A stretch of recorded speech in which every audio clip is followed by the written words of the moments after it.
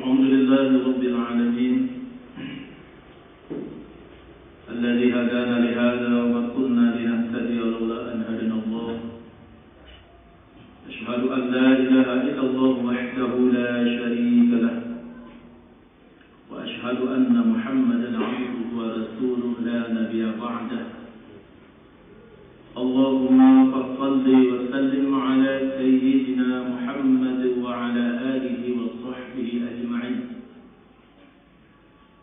أيها الناس اتقوا الله حق تقاته ولا تموتن إلا وأنتم مسلمون وقال الله تعالى في كتابه الكريم أعوذ بالله من الشيطان الرجيم بسم الله الرحمن الرحيم والعصر إن الإنسان لفي خسر إلا الذين آمنوا وعملوا الصالحات وتواصوا بالحق وتواصوا بالصبر صدق الله العظيم. Kaum muslimin sidang majelis Jumat yang dirahmati oleh Allah Subhanahu wa taala. Mari sama-sama kita memuji Allah karena atas pertolongan, inayah, taufik, hidayah Allah lah sehingga kita tiba di tempat ini. Berikut salawat beriring salam sama-sama kita sanjungkan ke hadirat junjungan alam Nabi besar Muhammad sallallahu alaihi wasallam. Kaum muslimin yang dirahmati oleh Allah Subhanahu wa taala, dalam waktu yang amat sangat singkat ini, mari sama-sama kita kembali memperhatikan salah satu hadis Rasulullah sallallahu alaihi wasallam yang diriwayatkan oleh Imam At-Tirmidzi yang terdapat dalam kitab Nasaihul Ibad, di mana Rasulullah sallallahu alaihi wasallam bersabda, "Sittatu asya kunna gharibun fi sittati mawadih." Ada 3 hal, ada 3 macam, ada 6 hal yang maksud kami.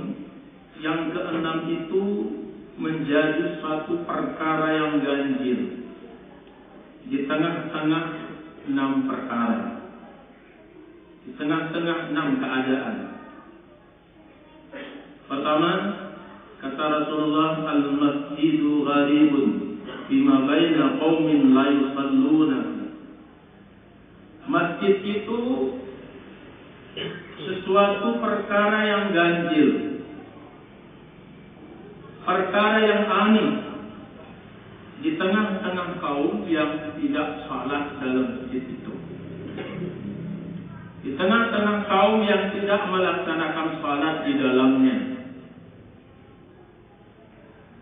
Maka hal-hal yang berhubungan dengan masjid, perkara-perkara yang tautannya dengan masjid, itu dianggap sesuatu yang tidak bernilai di mata mereka, sesuatu yang tidak perlu diperbincangkan, tidak perlu dibicarakan di sembarang tempat. Cerita masjid tidak boleh di kantor-kantor, di tempat-tempat umum, di tempat-tempat acara perkawinan, karena dianggap adalah perkara ganjil, aneh, ajaib, suatu yang asing dalam kehidupan mereka. Hingga cerita masjid, tentang kepentingan masjid, kemaslahatan masjid, itu tidak boleh dibicarakan di sembarang tempat. Bagi orang-orang yang tidak melaksanakan sholat. Lalu berikutnya, al-mashafu gharibun di manzili qaumin la yaqra'una bi. Mashaf itu adalah perkara yang ganjil di tengah-tengah kaum yang tidak membaca Al-Quran. Mungkin barangkali kita semua punya Al-Quran. Di rumah kita semua terpajang Al-Quran, malah lebih dari 1. Mungkin kalaupun tidak ada Al-Quran 1-2 rumah, tidak ada Al-Qurannya. Walaupun Al-Quran itu hanya nilainya kalau dirupiahkan berapa lah. Tetapi semua bisa kita beli, fasilitas apapun bisa kita beli, bisa kita punya, tapi terkadang Al-Quran tidak ada di rumah kita. Yang maksud ganjil di sini, aneh di sini, suara-suara Al-Quran itu. Mereka merasa bising dengan suara Al-Quran. Suara Al-Quran itu dianggap mengganggu tidur mereka.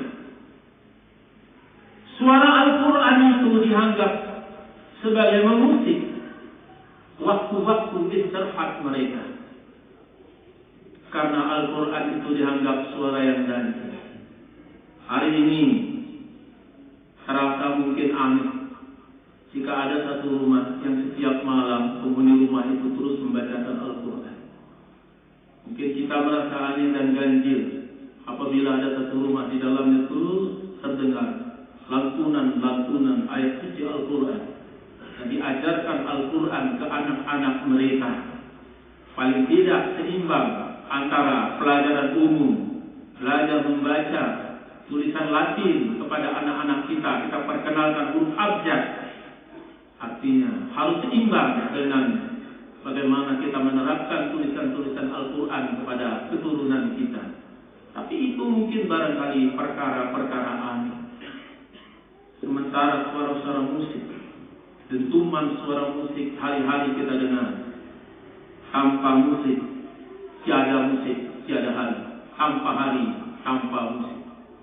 Yang dulu dari rumah ke rumah terdengar suara-suara Al-Quran. Di masjid terdengar suara Al-Quran.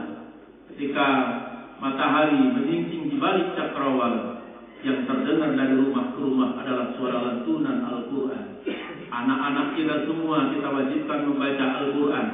Baik yang belum harus belajar Al-Quran, kita suruh baca Al-Quran. Kita suruh wudu dan kemudian orang tuanya membaca Al-Quran.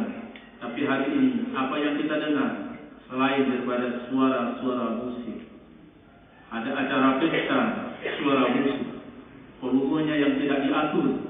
Ada acara hitanan suara musik. Ada acara peresmian-peresmian lain suara musik. Hari-hari kita telinga ini, hati ini diisi dengan suara-suara musik. Sehingga ketika dalam keadaan seperti itu, maka suara Al-Quran, lantunan ayat suci Al-Quran yang dikumandangkan dari atas menara masjid itu dianggap suara-suara aneh, suara-suara ganjil. Malah kita terkadang nyusul, Pak Imam Ngumia, Ntiolok kubul suara-suara Al-Quran di masjid. Kami terganggu, kami istirahat, dan lain sebagainya. Aneh suara Al-Quran, ganjil di mata mereka. Tidak di sembarang tempat kita bisa cerita Al-Quran.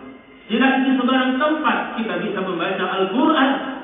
Andai kata ada dalam mobil angkutan umum, kita bawa Al-Quran kecil itu yang bisa kita masukkan ke kantong Al-Quran pocket, lalu kita baca dan kita menganggapnya aneh, dan hal itu menjadi cerita hangat kita sampaikan ke orang-orang ketika kita pulang kampung. Inilah keadaan akhir zaman. Wal Qur'anu gharibun fi jawfil fasik. Dan Al-Quran itu adalah dianggap aneh dan ganjil tengah-tengah kaum yang fasik. Siapa fasik?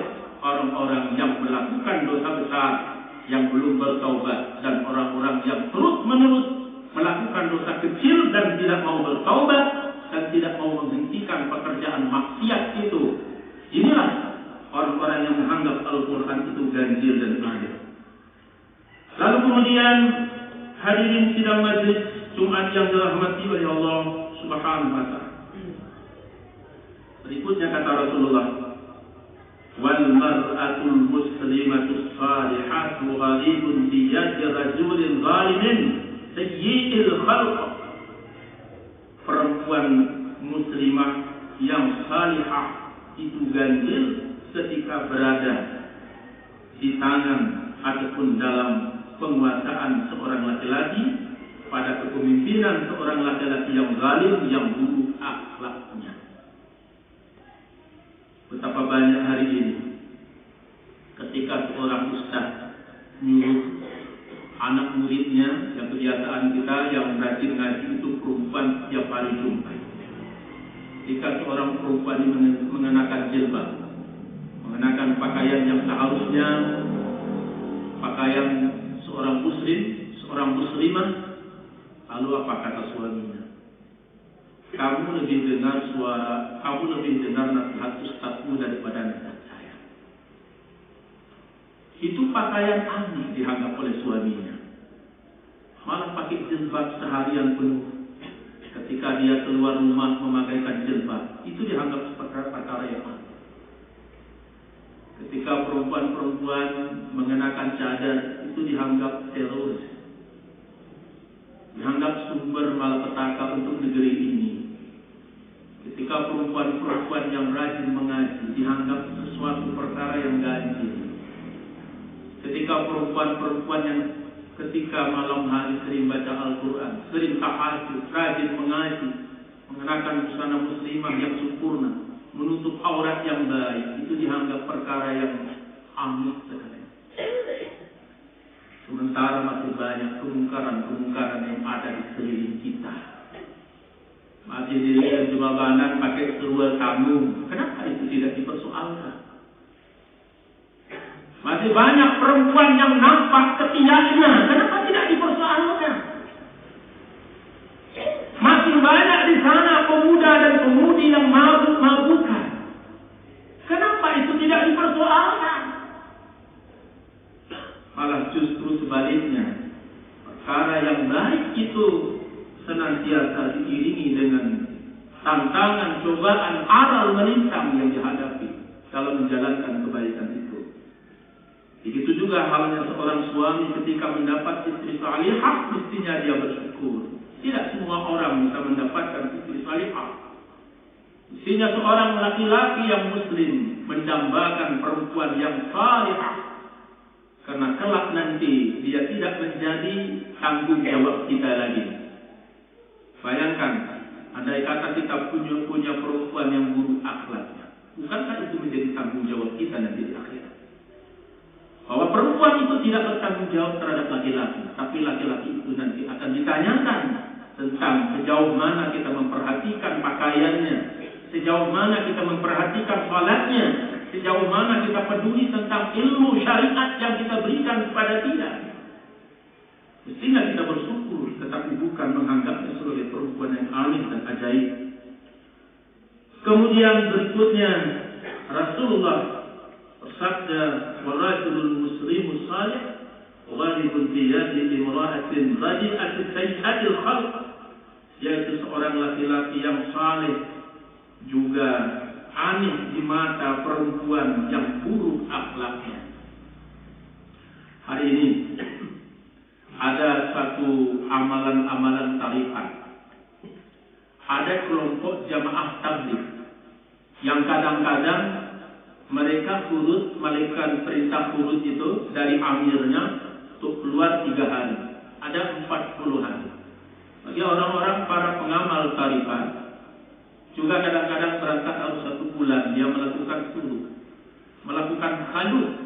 Ada laki-laki yang setiap hari Jumatnya mengikuti pengajian di berbagai tempat.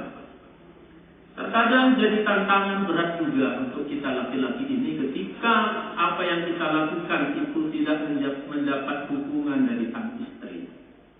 Apa yang kita lakukan itu dianggap perkara yang aneh. Begitulah seterusnya.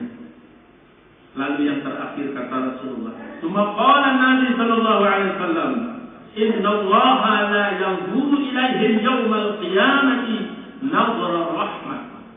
Ini orang-orang yang tidak salat, orang-orang yang menganggap bahwa masjid itu aneh, orang-orang yang tidak membaca Al-Quran menganggap suara Al-Quran itu aneh dan ajaib, orang-orang yang fasik, perempuan-perempuan yang menganggap suaminya aneh jika melakukan kesalehan, laki-laki yang menganggap istrinya itu aneh bila melakukan kebaikan. Allah tidak memandang mereka, Allah tidak melihat mereka pada hari kiamat dengan pandangan kasih sayang. Lalu di akhirat, siapa lagi yang kita harapkan untuk mendatangkan kasih sayang selain Allah Subhanahu wa Ta'ala. Sesayang apapun makhluk yang ada di dunia ini, berapa kasih sayang? Sesungguhnya kasih sayang, hakikat kasih sayang adalah hakikat kasih sayang Allah Subhanahu wa Ta'ala. Sayangnya manusia kepada kita belum tentu di akhirat akan memberikan pertolongan kepada kita. Satu-satunya yang akan memberikan pertolongan adalah Allah. Pertolongan itu akan datang bila Allah itu punya kasih sayang terhadap kita. Kasih sayang hanya diberikan kepada orang-orang yang beriman dan tidak diberikan kepada orang yang berseberangan akidah dengan kita. Maka dari demikian, hadirin sidang majelis Jumat yang dirahmati oleh Allah, Subhanahu wa Ta'ala, mudah-mudahan kita yang berhadir pada hari ini tidak termasuk dari golongan-golongan yang baru saja disebutkan oleh Rasulullah Sallallahu Alaihi Wasallam. Mudah-mudahan apa yang kami ketengahkan kepada kita sekalian bermanfaat bagi hati sendiri, begitu seterusnya kepada kita sekalian. Alhamdulillahirabbil alamin, alladzi hadana li hadza wa ma kunna linahtadiya laula an hadana Allah. Asyhadu an la ilaha illallah wahdahu la syarika lah, wa asyhadu anna Muhammadan 'abduhu wa rasuluhu la nabiyya ba'dahu.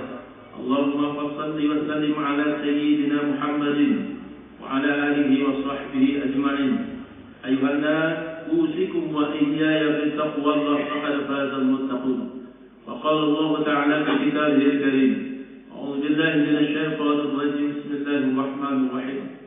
Qul huwallahu ahad, Allahus samad, lam yalid wa lam yulad wa lam yakul lahu kufuwan ahad. Sadaqallahul azim. Barakallahu li wa lakum wa nafa'ani wa iyyakum bima fihi minal ayati wa dzikril hakim. Wa taqabbal minni wa minkum tilawatahu innahu huwas samiul alim.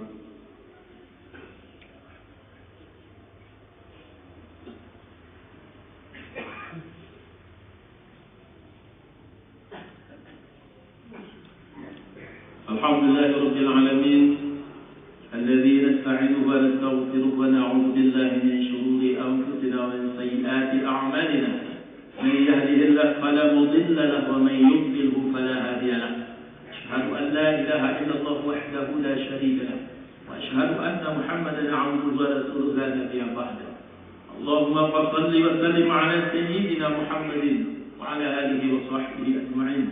Ayuhan nas, أوصيكم وإياي بتقوى الله فقد فاز المتقون واتقوا الله حيثما كنتم. وقال الله تعالى في كتابه الكريم، أعوذ بالله من الشيطان الرجيم، بسم الله الرحمن الرحيم. إن الله وملائكته يصلون على النبي يا أيها الذين آمنوا صلوا عليه وسلموا تسليما. اللهم اغفر للمسلمين والمسلمات والمؤمنين والمؤمنات الأحياء منهم والأموات. رب اغفر وارحم وأنت خير الراحمين. ربنا ظلمنا أنفسنا وإن لم تغفر لنا وترحمنا لنكونن من الخاسرين. ربنا آتنا في الدنيا حسنة وفي الآخرة حسنة وقنا عذاب النار. والحمد لله رب العالمين، ولذكر الله أكبر والله يعلم ما تصنعون.